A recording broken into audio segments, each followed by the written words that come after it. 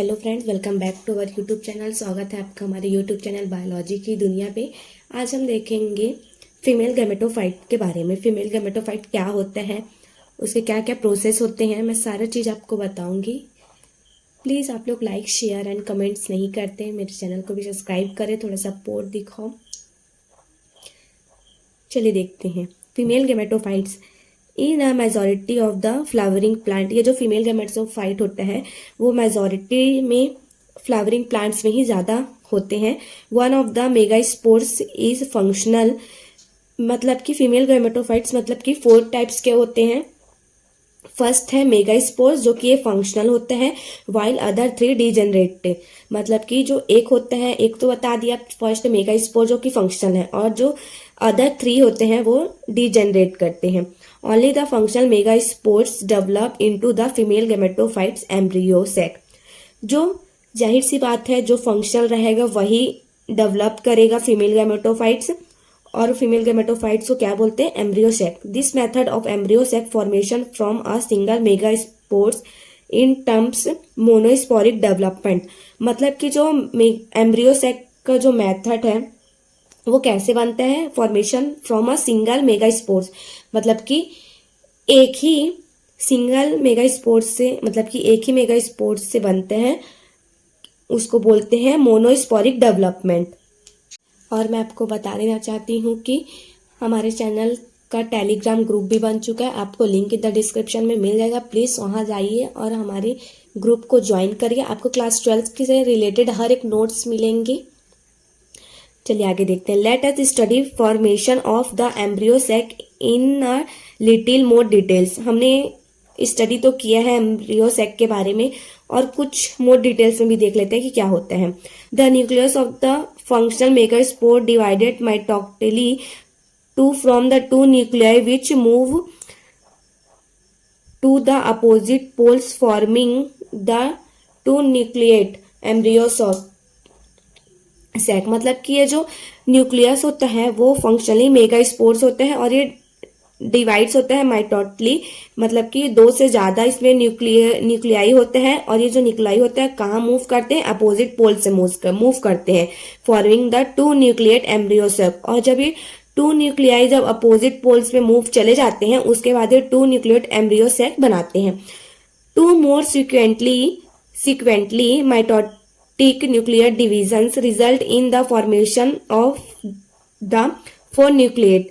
मतलब कि जब ये 2 से ज्यादा माइटोटिक न्यूक्लियर्स जब डिवीजन हो जाते हैं, तो जब ये रिजल्ट फॉर्म करते हैं तभी क्या बनते हैं, 4 न्यूक्लिएट बनते हैं। ठीक, पहले 2 थे, उसके बाद 4 बने, 4 न्यूक्लिएट बने, अब देखते हैं आगे कितने बनेंगे। And later the 8 nucleate stage of the embryo sac. उसके बाद 4 न्यूक्लिएट बनने के बाद ये बाद में 8 न्यूक्लिएट स्टेज बने एम्ब्रियो सैक के।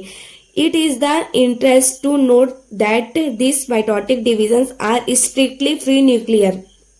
मतलब कि ये जो माइटोटिक डिविजन्स होते हैं वो स्ट्रिक्टली मतलब फ्री न्यूक्लियर होते हैं। That is nuclear division are not allow immediately by the wall formation. ये स्ट्रिक्टली फ्री न्यूक्लियर होते हैं, इसलिए वो न्यूक्लियर को डिवीजन करने में अलाउ नहीं करते हैं जल्दी से, और मतलब कि सेल्स के वॉल फॉर्मेशन के लिए। After the 8 nucleate stage cell walls are laid down leading to the organisation of the typical female gametophytes और एम्ब्रियो सैक। मतलब कि 4 न्यूक्लिएट स्टेज बनने के बाद जो उसके वॉल्स होते हैं वो लेड डाउन लीडिंग करते हैं, मतलब कि नीचे जाते हैं। उसके बाद जो उसका ऑर्गेनाइजेशन होता है उसी को बोलते हैं फीमेल गैमेटोफाइट्स और एम्ब्रियो सैक। ठीक है, समझ आ रहा है। उसके बाद observe the distribution of the cell inside the embryo sac. मतलब कि उसके बाद डिस्ट्रीब्यूशन होता है सेल्स के एम्ब्रियो सैक के अंदर। 6 of the 8 nuclei are surrounded by the cell walls. ये जो 8 न्यूक्लियाई होते हैं वो 6 सेल वॉल्स से सराउंडेड होते हैं and organise into the cell. उसके बाद ही वो सेल बनते हैं। The remaining 2 nuclei called polar nuclei, मतलब कि 6 हैं वो 6, मतलब कि हमने 8 देखा था ना, तो 6 ही बने हैं। अब उसके बाद 2 बचे हैं तो उसको बोलते हैं 2 polar nuclei are situated below the egg apparatus in the large central cell। और ये जो 2 न्यूक्लियाई कॉल्ड पोलर न्यूक्लियाई है ना, ये कहाँ सिचुएटेड होते हैं? बिलो द एग apparatus, नीचे, एग apparatus के नीचे होते हैं इन सेंट्रल सेल में। दिख रहा है ना, यही है माइक्रोफाइलर एंड का जो भी आपने देखा 8 न्यूक्लियाई बना है, ये उसका पोलर न्यूक्लियाई होता है। जो रिमेनिंग दो न्यूक्लियाई बचते हैं उसको बोलते हैं पोलर न्यूक्लियाई, ये दोनों पोलर न्यूक्लियाई है। ठीक, उसके बाद ये जो आगे जो है उसका सेंट्रल सेल है, ये देखिए सेंट्रल सेल के नीचे ही जो होता है वो एग apparatus बोलते हैं। There is a characteristic distribution of the cells within the embryo sac। जो सेल्स का जो डिस्ट्रीब्यूशन हुआ था उसको कैरेक्टरिस्टिक के थ्रू हुआ था एम्ब्रियो सैक में। 3 cells are grouped together at the microphylar end। और जो 3 सेल थे वो ग्रुप एक साथ थे, माइक्रोफाइलर एंड में थे, and constitute the egg apparatus। उसके बाद वो एग apparatus बने। The egg apparatus in turn consist of 2 synegride and 1 egg cell। उसके बाद जो एग apparatus बने वो फिर किस में हुए? 2 synegride में बने और 1 egg cell बने। The synegrides have special cellular thickening at the microphylar tip called filiform apparatus। उसका जो सिनेग्राइड था वो एक स्पेशल सेलुलर होता है थिकनिंग के लिए, मतलब कि थिकनिंग मतलब समझ जाते हो ना आप लोग। एट द माइक्रोफाइलर टिप, मतलब कि माइक्रोफाइलर के टिप में वो थिकनिंग होता है, उसी को बोलते हैं फीलफॉर्म apparatus। देखिए ये है सिनेग्राइड्स है ये, उसके बाद ये फीलफॉर्म apparatus है, इसी को बोलते हैं फीलफॉर्म apparatus और इसे बोलते हैं synergids. Which play an important role in guiding the pollen tube into the synergids. ये जो फीलफॉर्म apparatus होते हैं वो एक बहुत ज़्यादा ही इम्पॉर्टेंट रोल प्ले करते हैं गाइडिंग के लिए।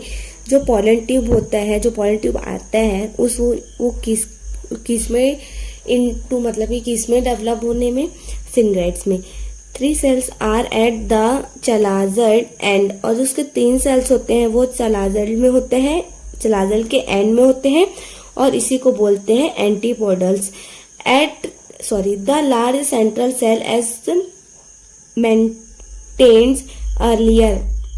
ये जो लार्ज सेंट्रल सेल्स होता है तो मेंटेन करते ही हैं अर्लियर, उसके बाद वो 2 पोलर न्यूक्लियाई भी हो जाते हैं।